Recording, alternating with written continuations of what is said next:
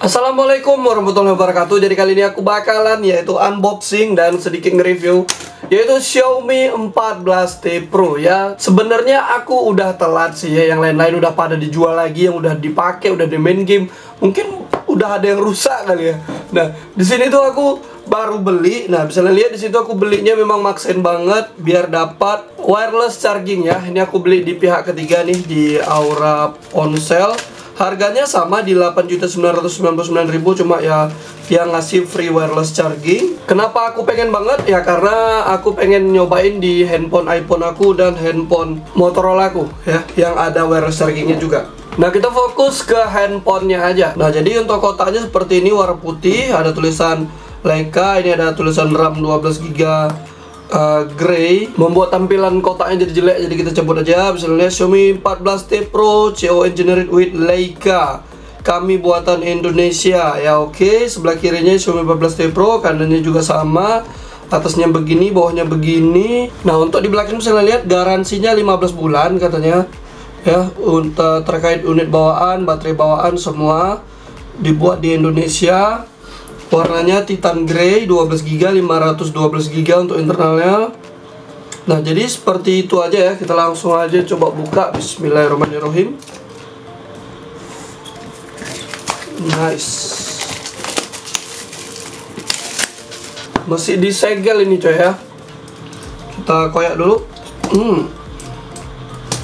Nice. Bismillahirrahmanirrahim. Seperti biasa, ada kartu yang terima kasih telah bergabung di Xiaomi. Ada kotak, dapat SIM ejector yang modelnya biasa aja, buku panduan, kartu garansi, casingnya yang modelnya seperti ini. Ini dia ada handphonenya. Wow. Ada charger yang 120 watt. Kalau dari speknya, outputnya 20 volt 6 ampere ya, 120 watt. Untuk kabelnya seperti biasa, kayak di Xiaomi 13T, 12T ya.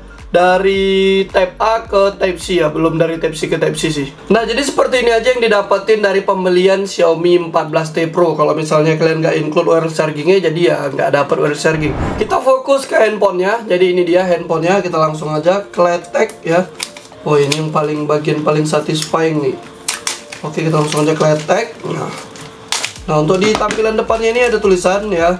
Untuk highlightnya yaitu Leica Summilux Optical Lens, terus Live Fusion 900 Image Sensor, Leading AI Experience, MediaTek Dimensity 9300 Plus, terus Next Generation 144Hz AI Display, terus charge-nya 120 watt, 50 watt wireless hypercharge ya. Jadi wireless chargingnya sebenarnya kencang sih.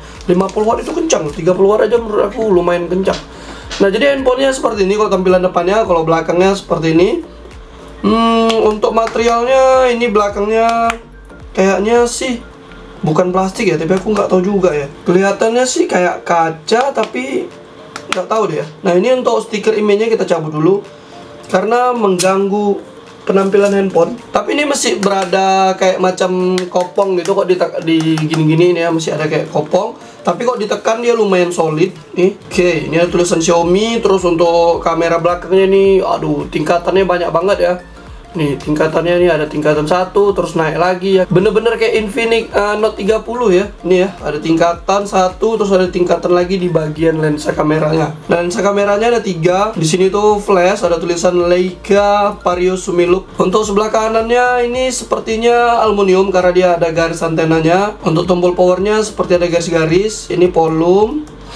Ya, ini ada garis antena 2 biji, di atasnya ada garis antena lagi 2. Ini mungkin mic atau speaker ya. Ada air blaster, di sebelah kanannya kosong, cuma ada garis antena 2, di bawahnya ada garis antena 2. Untuk tempat SIM-nya ada 2, tapi nggak ada micro SD ya, dan di bawah sini. Terus ada mic, lubang charge atau Type C, ada speaker, ya oke. Untuk depannya seperti ini, dan kalau kita lihat dari depannya ini nampak banget ada garis-garis antenanya. Kalau ada garis antenanya gini udah pasti dia bahannya metal atau aluminium. Terus ini kalau dipegang ini tuh kayak bobotnya kayak kokoh gitu ya. Terus juga padat. Kalau dibandingin megang Poco F5 masih berasa kayak ada kopong ya. Nggak sepadat ini. Dan ini memang agak lumayan lebih berat dibanding Poco F6. Poco F6 ini nggak begitu berat. Terus untuk belakang ini gampang banget, kayak bekas sidik jari gitu ya. Wah, ini warna yang grey ya, cakep loh ya. Oke, kita langsung coba tes hidupin. Bismillahirrahmanirrahim. Nah, aku sampai lupa bilang, untuk belinya itu harganya aku belinya di 8.999.000, tapi aku lebih mengandalkan voucher Tokopedia. Jadi aku belinya sekitar 8.300.000-an, udah sama asuransi dan udah sama ongkos kirim ke tempat aku. 8.300.000 itu ya dapat handphone full sama wireless chargingnya. Menurut aku ya lumayan lah. Ya memang sih kemarin 10-10 dapat diskon sampai 7.900.000, tapi kan nggak dapat wireless chargingnya. Untuk bezelnya aku nggak expect gitu ya. Aku kira tadi tipis banget, rupanya nggak tipis banget. Cuma dia udah presisi coy, kiri kanan atas bawahnya presisi banget ya. Atas sama bawahnya presisi ya. Kalau dibandingin sama Poco F6 aja, menurut aku lebih tipisan Poco F6 ya tuh. Bisa lihat ya tuh perbandingan itu ya, Poco F6. Nah, kayaknya lebih tipisan Poco F6 untuk bezelnya. Iya benar sih, ini lebih tebalan Xiaomi 14T Pro dibanding Poco F6 untuk tebalan pinggirnya.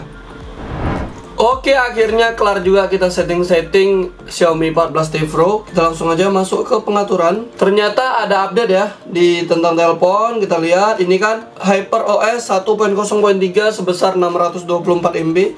Cuma patch keamanan diperbarui September. Ya udah deh, nanti aja. Untuk nama perangkat Xiaomi 14T Pro, penyimpanannya 512GB plus 16GB. Ini 16GB kayak yang kompresi gitu.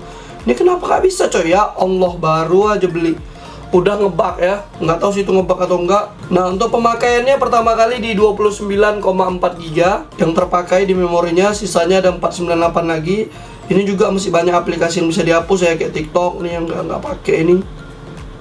Untuk versi Androidnya udah Android 14. Untuk info detail dan spesifikasinya, dimana RAM 12GB plus 6GB virtual RAM menggunakan chipset Dimensity 9300 plus octa-core max 3,4GHz. Untuk settingan layar, rasio penyegaran layar ada dua pilihan, 60Hz sama 144Hz ya. Coba aja dikasih satu lagi 90Hz ya.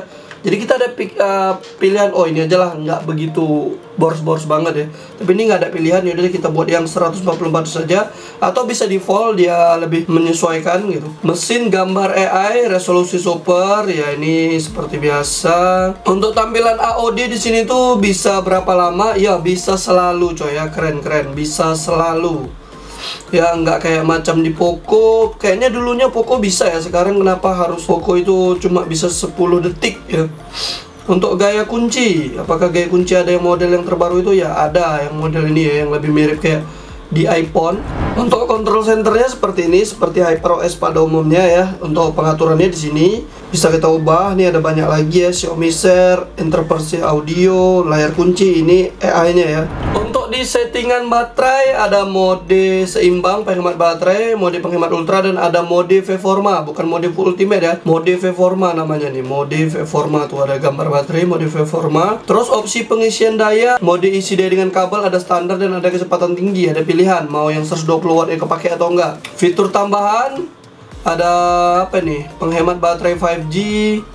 Terus ada hapus cache saat perangkat terkunci, pembaruan firmware, perlindungan baterai, kondisi baterai 100%, suhu normal, jumlah isi daya hari ini 0 kali ya. Udah ada kayak di iPhone yang ada baterai health-nya, sekarang masih kondisinya masih 100%. Pengisian daya biasa selalu izinkan hingga 100%, atau ini bisa ditahan sampai 80%. Ya mirip kayak macam di iPhone lah ya.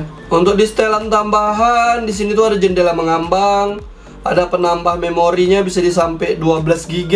Ada ruang kedua, ada detak jantung. Terus ada AI subtitle yang mirip kayak di Poco F6 aku coba kemarin. Yaudah deh, kayaknya cuma itu doang. Dan di sini tuh ada interkonektivitas ya. Oh ada ya interkonektivitas yang bisa nyambung ke Xiaomi Pad ya.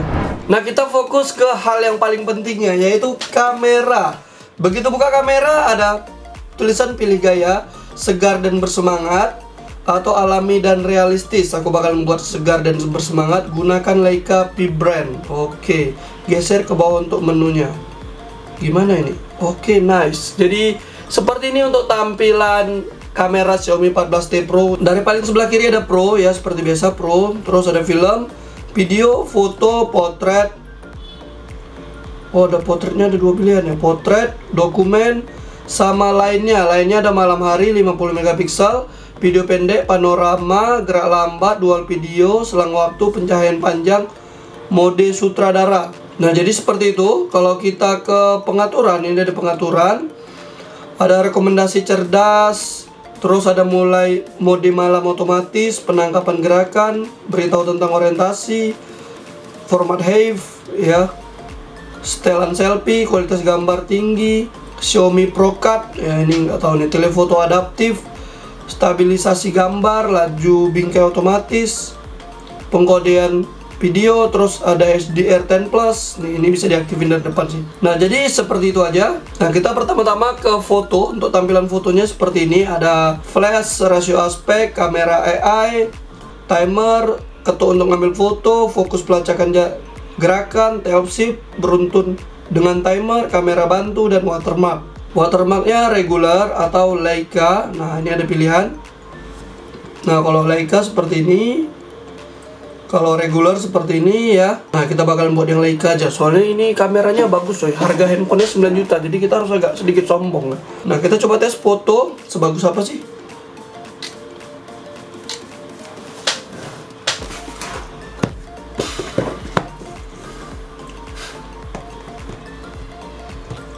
Menurut aku memang kameranya sadis coy ya. Kayak sensor atau aperture-nya itu kayak gede banget. Jadi untuk foto sedekat ini aja kadang belakangnya tuh udah agak blur ya. Jadi kayak 3D gitu ya.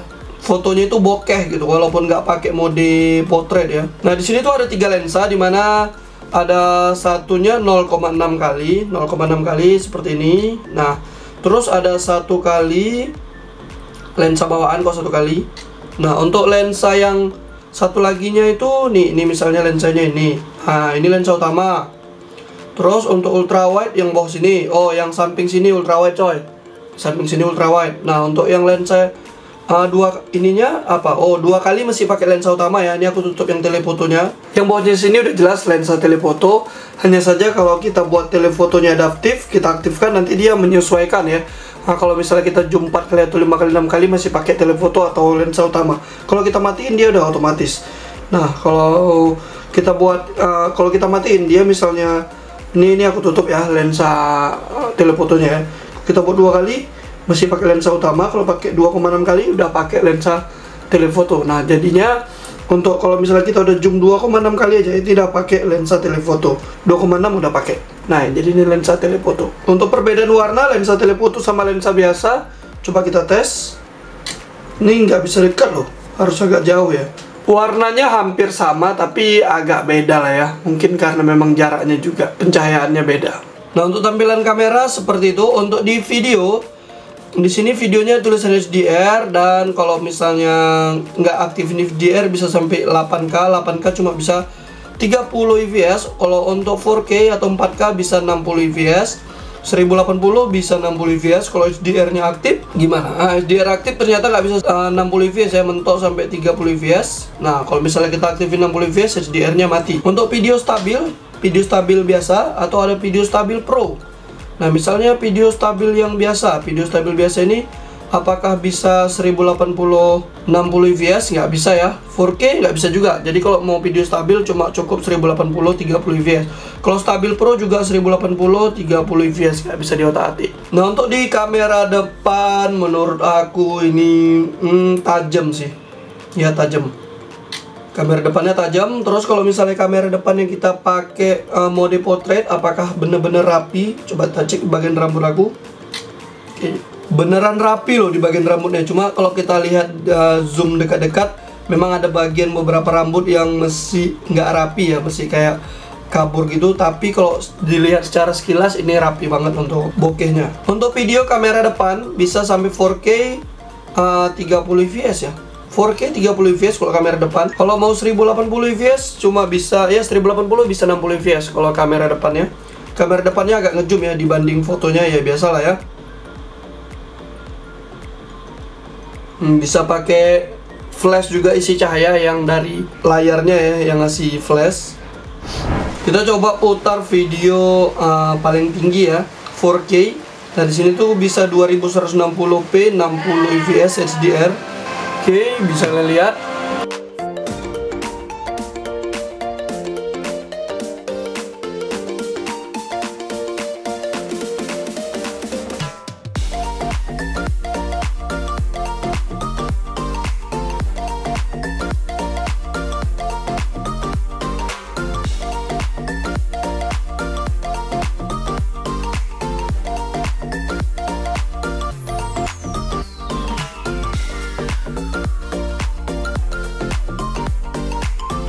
Untuk hasil putar video 4K 60 fps nggak usah ditanya lagi, udah pasti cakep, bening, bagus ya. Nggak ada nge-lag dari tadi, mantap.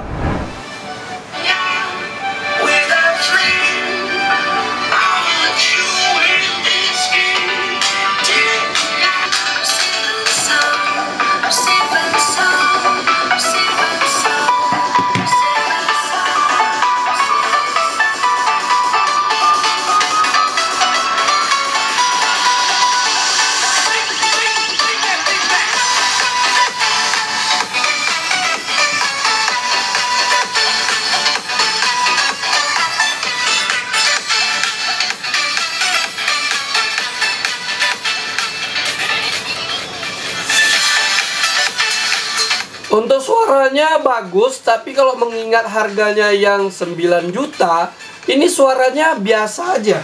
Malah untuk stereo speakernya ini kan kiri sama kanan atau atas bawah kan udah ada speakernya ya. Ini masih kalah sama Infinix menurut aku. Ya karena nggak balance gitu ya, lebih besaran yang bawahnya lagi daripada yang atasnya. Terasa banget ya. Jadi nggak, jangankan dengerin bener-bener, sekilas aja pun terasa banget loh dia. Besaran yang kanan ya, kalau aku putar balik gini ya besaran yang sebelah kiri. Nah, kita langsung tes ke yang paling pentingnya, yaitu Veforma.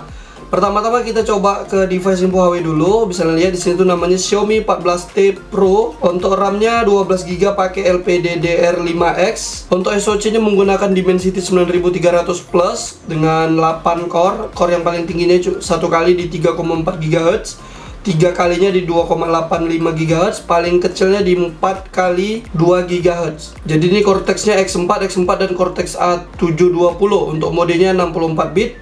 Untuk proses teknologinya di 4 nanometer, dibuat sama TSMC N4X ya. Untuk GPU-nya Mali G720 Immortalis MC12. Untuk screen layarnya di 2712 x 1220 dengan bisa 144Hz, Dolby Vision, HDR10, HLG dan HDR10 Plus. White color gamutnya support. Untuk kameranya bisa lihat 50 megapikselnya OmniVision OP50 H50 wide. Terus 50 megapikselnya Samsung Tele. Terus untuk 50 megapiksel lagi ada Sony IMX906 wide ya. Terus mana yang lensa LYT-nya itu di mana ya? Apakah di sini nggak kedetek ya? Kan namanya kan Lake Fusion 900 ya. Apa Lake Fusion 900 ini ya yang OmniVision.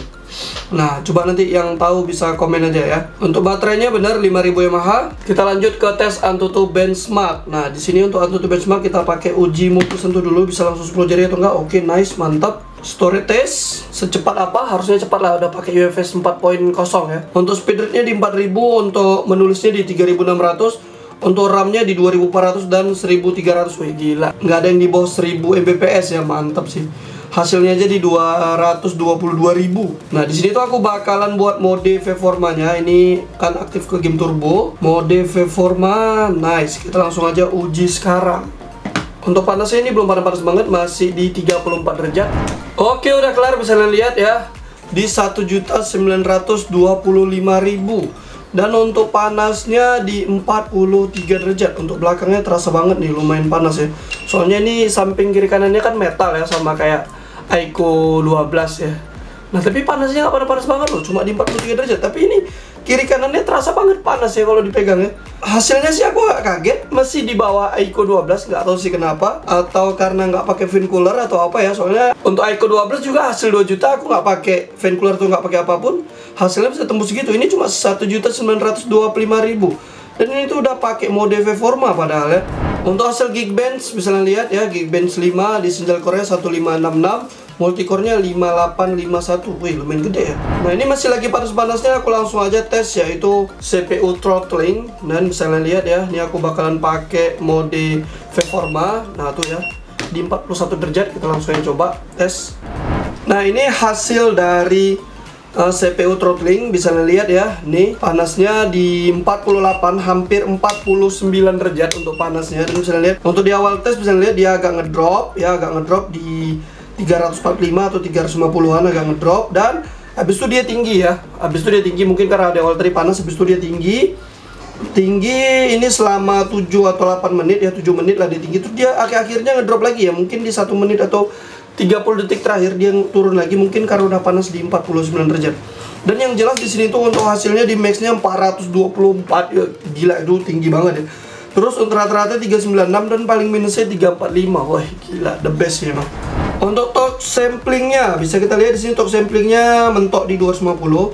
Terus di sini tuh kita bakal coba aktifin game turbo. Terus untuk kontrol sentuh ditingkatkan, coba kita aktifin semua, pelacakan gerakan, responsif kecepatan, terus algoritma stabilisasi, sensitivitas terhadap gerakan kecil ya, area sentuhan tidak sengaja, area sentuhan tidak sengajanya aku buat sedang aja udah. Oke. Coba kita lihat, sama aja coy, berarti nggak ngaruh ya, nggak ngaruh coy, tetap 250 Hz ya. Aku nggak tahu sih ini kenapa ya, harusnya sih bagus lah. Kita langsung cobain yaitu 3D Mark ya, Wii Live Stress Test. Ini yang paling menyiksa sih. Untuk mode performanya tetap masih aktif, kita langsung aja gas. Ini udah di loop 17, kita bisa lihat untuk panasnya di loop 17 di 46 derajat. Oke, udah kelar di 20 menit, bisa kita lihat. Untuk panasnya di 48 derajat ya, hampir 48 derajat. Untuk base loopnya di 14.000 dan di low score-nya di 9.000. Untuk stability-nya di 65%. Jadi bisa lihat nih, untuk dari loop 1 ke loop 10 itu udah ngedrop banget. Dari loop 10 sampai setelahnya ya stabil ya, karena memang panas coy ya. Nah, kita coba buka Mobile Legends, sekalian kita ngelihat atau nge-review yaitu game turbonya. Game turbonya sama seperti HyperOS pada umumnya ya. Di situ bisa dipercepat. Ada kontrol sentuhnya ini banyak coy. Ada pelacakan gerakan, respon ketukan cepat, algoritma stabilisasi ya. Algoritma stabilisasinya bisa dibuat tinggi, sedang, terus juga abaikan sentuhan yang tidak sengaja di bagian tepi, bisa diaktifkan atau enggak ya. Saran aku matikan aja ya. Memang sih rawan sih kayak macam ini ya, ini kayak ini kan bisa kesentuh nih. Cuma nanti kadang-kadang kita mau nyentuh daerah sini malah nggak bisa gitu, karena memang dia ada fitur yang nahan ya. Terus ada jangan ganggu, screenshot, rekam, setelan, tak ada proyeksi, wifi, kecerahan, dan komentar apa ini. Nah, ada pengubah suara juga. Pengubah suara sama seperti Xiaomi pada umumnya, ada timer. Terus ini bisa buka aplikasi sekaligus seperti ini ya, sambil buka PUBG contohnya nih. Nah, bisa juga. Nah, untuk di settingan Mobile Legends udah pasti bisa ultra ya. Soalnya harganya 9 juta coy handphone ini. Masa nggak bisa ultra ya? Oke, kita lanjut ke setting grafik dan audio. Bisa kalian lihat ya, untuk di PUBG Mobile settingannya bisa smooth 120 fps. Kalau balance bisa ekstrim, HD bisa ekstrim, HDR bisa ekstrim. Kalau ultra HDR harusnya sih cuma bisa ultra kalau di sini ya. Yang paling keren ini ya, di smooth ultra ekstrim bisa 120 fps. Nah, untuk di game turbo bisa lihat ya, game turbonya sama aja di sini, nggak ada perubahan yang signifikan. Kontrol sentuh, jangan ganggu, semuanya sama ya. Kita lanjut ke Honor of King. Bisa kalian lihat awal-awal aku main awal-awal aku buka gamenya udah rata kanan semua. Kita lihat apakah bisa semua. FPS-nya bisa di max, ininya bisa di HDR. Kualitas Georgia-nya di ultimate, kualitas efeknya di HDR, terus untuk hero rendering-nya di tinggi. Oke, bisa lihat rata kanan. Apakah bisa di max? Bisa coy ya, udah jelas lah ya. Mantap. Udah ngelebihin dari Poco X6 Pro, lebih dari Poco F6 ya. Poco F6 nggak bisa coy. Kalau misalnya kita mau aktifin kualitas efek HDR atau kualitas Gorganya ini ultimate, otomatis maxnya ini ke ultra ya. Ini bisa rata kanan, mantap. Untuk di game turbonya juga sama ya kok, di game ini nggak ada perubahan. Nah, untuk seperti rekam layar, di sini tuh bisa resolusi paling tinggi sesuai handphonenya 2700 x 1200. Untuk sistem suaranya udah bisa keduanya, cakep. Untuk IPS-nya udah bisa 90 IPS, mantap ya. Tapi nggak ada pilihan IPS yang menyesuaikan sama layar HP, nggak ada. Tapi udah keren lah ini ya. Terus kalau kita ke pengaturan, di sini tuh ada layanan AI. Nah, AI-nya ini seperti ada catatan. Nah, ada ringkasan AI, susunan AI, terus pengecekan AI, terjemahkan. Nah, jadi ada seperti ini. Harap perbarui aplikasi yang terbaru dulu. Oke, untuk galeri ada, bisa lihat nih, ada ekspansi foto. Jadi ya seperti yang aku bilang kemarin di Poco F6 juga ada. Jadi fotonya kecil bisa kita lebarin. Terus ada penghapus objek. Terus ada film AI. Nah, kalau kita mau coba AI-nya, kita wajib perbarui dulu. Di sini tuh untuk di Gets Up nih ada pembaruan, kita perbarui dulu semua. Nanti kita bakal cobain. Kita baca lagi untuk perekam. Nah, perekam pembicaraan ini bisa langsung, kalau nggak salah dia Kalau misalnya kita ngerekam suara gini langsung ada teksnya gitu ya. Nah tuh ada terjemahkan juga, bisa langsung bisa. Ringkasan AI, terus ada subtitle AI. Subtitle AI ini sama kayak ya di Poco F6 kemarin. Kalau misalnya kita sambil nonton video atau kita sambil rekam suara gini, atau ya dia bisa langsung ngeterjemahin gitu. Diterjemahinnya jadi tulisan. Terus ada interpreter AI. Interpreter AI ini sama aja kayak AI subtitle tadi, tapi di sini tuh dia lebih kayak macam dari suaranya ya, dari ngomongnya, bukan dari teksnya gitu. Terus lingkari apa yang menelusuri. Nah ini circle to search ya, seperti di Samsung. Nah ini aku caranya kurang tahu sih, harap perbarui ke sistem yang terbaru. Harus diupdate ke yang terbaru ya. Halo bro, Xiaomi wireless charging, dan aku di sini pengen lagi unboxing dan review Xiaomi 14T Pro. Terus menggunakan fitur AI-nya, apakah AI-nya ini bagus? Ya kita lihat aja ya. Dan ini lagi mendengarkan. Oke, jadi kurang lebih seperti itu. Coba tes. Ringkasan AI, unboxing dan review Xiaomi 14 Trio dengan fokus. Apakah AI ini? Tuh. Jadi ringkasan AI seperti itu. Terus kalau misalnya susunan AI, halo bro. Nah kurang lebih seperti itu. Kalau pengecekan AI, dikoreksi, ada 15 koreksi. Jadi ada beberapa kata yang salah nih baru. Tuh di AI-nya ini diperbaikin jadi AI-nya. Nah karena aku ini belinya bukan dari Xiaomi, aku pengen nyobain bundling XL SIM-nya. Apakah bisa diklaim gitu ya? Nih kita bakalan cobain. Oke, ambil gratis XL SIM ini ya, bundling sama 14T atau 14T Pro. Nah oke, kita coba masukin nomor EID. Ini dia nomor EID ya, nomor EID. Oke, kita copy nomor EID. Masukkan 6 digit kode konfirmasi yang telah dikirim ke Gmail. Udah dapat email, kode barcode-nya, kita langsung aja coba scan ke jaringan seluler, hidupkan eSIM, oke, tambahkan eSIM, kita barcode, ini dia barcode-nya udah ada dapat. Oke, nice. Oke, ya, ini salah satu kelebihannya juga ya, bisa pakai eSIM. Nice, eSIM-nya sudah berhasil, bisa lihat udah ada data selulernya, dan bisa kita pilih pakai Excel Home tadi ya, aplikasi Excel. Nah bisa kita lihat untuk kuotanya, bisa lihat. Nah ini dia dapat 50 MB per hari ya, 50 MB per hari, aktif sampai 13 November. Terus ini dapat juga paket bundling YouTube eSIM 60 GB setahun, 60 GB setahun. Ini kayaknya nggak YouTube aja sih, yang mana-mana juga bisa. Terus ini aplikasi. Nah lanjut aja kita unboxing atau kita lihat untuk wireless chargingnya. Memang seperti apa sih wireless chargingnya? Ini mesti dipastikan ya. Wih mantap. Masih berkotak 50 watt. Belakangnya sini masih ada keterangannya. Harganya kalau kita beli di Xiaomi sih harganya di 800 ribuan ya. Pertama-tama kita dapetin ini yang kecil, ini apa nih yang kecil ini? Nah jadi ini seperti ini apa nih ya? Charging standnya. Wow. Oke. Charging standnya. Terus sudah habis, kosong, nggak ada apa-apa lagi ya. Ada buku panduan, garansi. Oh di sini coy. Ini kan ada tempatnya nih. Nice ya nih. Ini ada tempat kayak sambungannya gitu. Nah jadi seperti ini. Ini lubang Type C yang harus dipasangkan seperti ini. Coba kita tes. Wis ngecas coy. Ya bisa lihat ya. Ngecas. Kalau nggak pakai ini, emang ini kenapa? Oh dia rawan jatuh ya. Nice. Ini karena aku nggak pakai charger bawaan aslinya, jadi nggak support 50 watt. Cakep juga nih ya, ngecasnya nggak susah kan. Saya letak. Nah, ini aku cobain di Motorola aku, support atau enggak? Nggak support ya. Ini tempat charge-nya di mana sih? Di atas atau di bawah ya?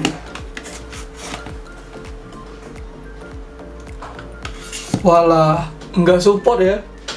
Coba di iPhone bisa ngecas langsung. Oh di depan di sini ada lampunya, ini ada lampu, bisa lihat. Lampunya ini nggak hidup. Nah tadi aku waktu letak handphone ini, dia tadi sempat kelap klip lampunya coy.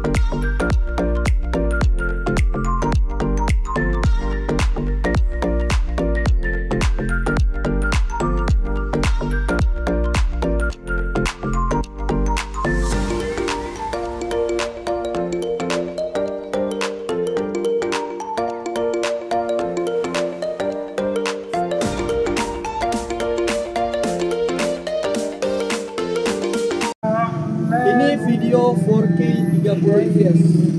Nah, udah agak getar-getar dikit. Dah.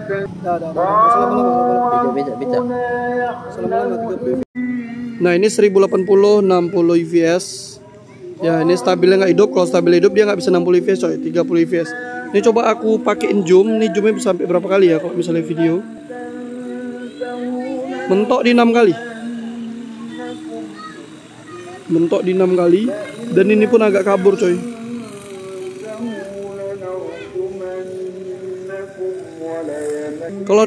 Kalau pakai lensa normalnya ini lagi video gini nggak bisa berubah ke 0,6 kali ya.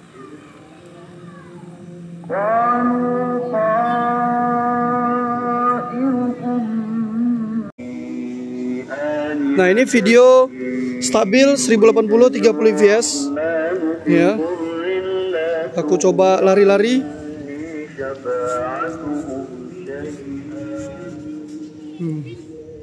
Bisa kalian lihat 1080 30 fps.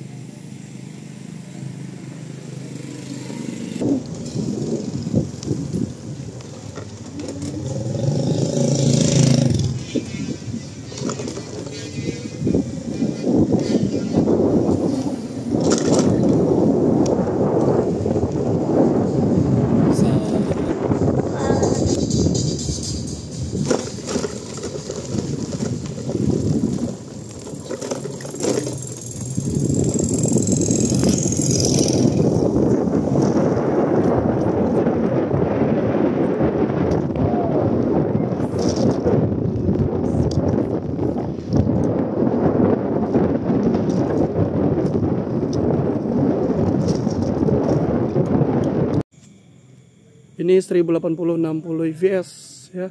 Pakai kamera Leica. Ini yang buat mahal Leica-nya aja ini. Ya, tanpa embel-embel Leica, lihat aja Xiaomi 14T yang harga 7 juta di Poco X6 Pro cuma 4,5 juta. Tanpa embel-embel Leica. Berapa tuh? 7 juta ke 4,5 juta berapa tuh kurangnya? 3 juta, 2 juta. 2,5 juta. Gara-gara bawa nama Leica doang. Oh, tapi handphone ini bisa celup KR. Baru ku ingat. Udah sertifikat IP68. Nanti mau sama. Apa berhenti? Apa jalan? Mau sama video. Oh iya. Apa? Ini lah yang itu aku rasa. Oh, mungkin lah. Karena pikiran ini. Kita ini. Wah, ini lah.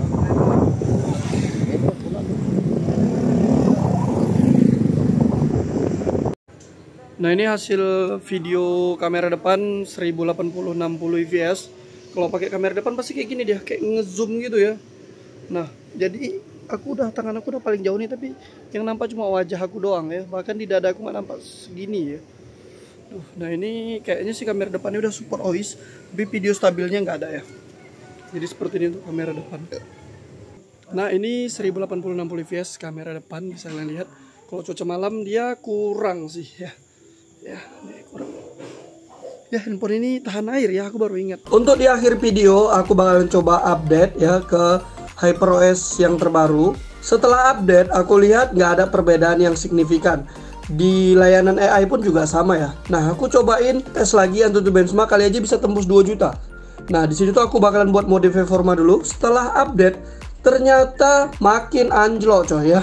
Hasilnya 1.600.000, aku juga nggak paham sih. Nah, terus juga handphone ini kan tahan air ya. Udah IP68, tapi ingat ya, IP68-nya itu untuk mencegah, bukan disengaja. Jadi kalau kalian sengaja nih, aku pribadi aja sih agak ngeri sih celupin handphone ini ya. Kalau misalnya kalian sengaja, itu nggak digaransiin atau nggak bisa klaim garansi, karena memang sertifikat IP68 dari Xiaomi-nya ini cuma untuk mencegah ya. Jadi bukan untuk disengaja. Jadi aku ada lihat di Facebook ada yang celupin di dalam air kayak di dalam wastafel gitu, dia tes Antutu benchmark, hasilnya juga nggak tembus 2 juta. Padahal kok dalam air itu dingin ya, nggak tahu sih kok diletaknya itu air hangat. Terus juga kalau memang kalian udah celupin ke air bisa, jangan sekali cobain ke air asin atau ke air laut ya, itu bahaya coy ya. Ya ngeri lah ya, soalnya air asin itu kan korosi karat gitu ya, ada zat asinnya ya. Kenapa pihak Xiaomi nggak bisa klaim garansi kalau misalnya masuk air atau rusak karena air? Kan udah ada sertifikat IP68. Sertifikat IP68 ini tuh untuk mencegah. Jadi kayak macam kalian punya mobil, contohnya kalian punya mobil atau motor yang katanya ini udah tahan sama tabrakan, udah ada sertifikat ini itu yang bisa tahan sama tabrakan, nggak rusak ya. Masa iya kalian sengaja nabrakin? Kan nggak mungkin kan ya. Itu cuma mencegah doang. Kali aja nanti ada dalam keadaan yang nggak memungkinkan, handphonenya kecelup ya, handphonenya kuat gitu. Nah itulah. Nah anehnya setelah update ini, mode Forma ini atau dari control centernya ini kayak ngebug coy ya. Tuh nggak mau mati. Aku tekan lama-lama juga nggak mau buka ke mode baterai. Oke lah guys, jadi cukup sampai segini dulu untuk Xiaomi 14T Pro. Nah nanti untuk selanjutnya untuk tes game, tes yang lain atau tes kamera, bandingin sama Ico 12 atau iPhone 13 Pro Max, handphone lain yang aku punya, nanti bisa komen aja ya. Jadi aku lebih prioritaskan buat yang mana dulu ya. Oke lah guys, jadi cukup sampai di sini dulu. Apabila ada yang kurang bisa komen aja. Thanks for watching, jangan lupa like dan subscribe. See you later, goodbye, dadah.